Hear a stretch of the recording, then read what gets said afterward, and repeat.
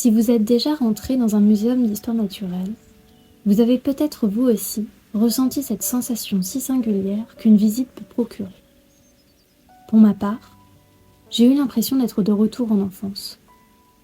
Ce genre de lieu semble réveiller l'imagination de ses visiteurs et leur faire retrouver leurs yeux d'enfant. Mais de quelle façon une telle magie s'opère-t-elle ? Pourquoi c'est comme ça?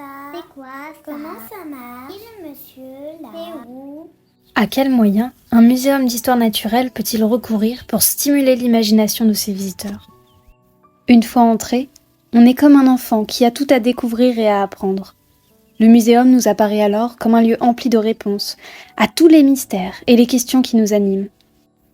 On devient alors un explorateur, voguant sur les mers et les océans, découvrant leurs habitants gigantesques et mystérieux, rencontrant des peuples aux cultures inconnues et singulières sur des terres jusque-là presque inexplorées.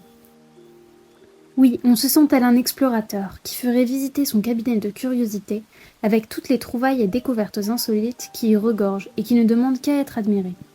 On se sent tel un scientifique qui observe attentivement ses découvertes dans les moindres détails, afin de mieux les comprendre et de pouvoir les classer minutieusement. Mais rentrer dans un muséum d'histoire naturelle, c'est plus que de voyager à l'autre bout du globe, c'est voyager dans le temps.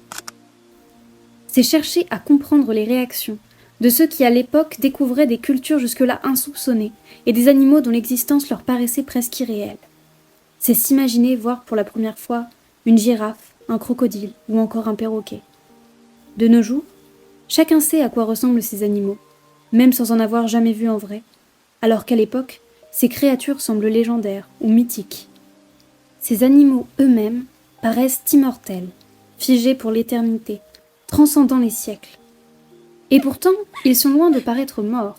Au contraire, la scénographie mise en place lors de leur naturalisation nous donne l'illusion qu'ils pourraient à tout moment s'animer et se mettre à rugir ou s'envoler. Ainsi, un muséum d'histoire naturelle parvient à ramener ses visiteurs en enfance, en leur apportant des connaissances illustrées d'objets provenant des quatre coins du monde et transcendant les époques.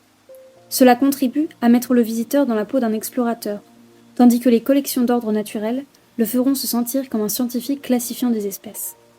La scénographie est également un moyen de donner vie au musée et de stimuler l'imagination de ses visiteurs.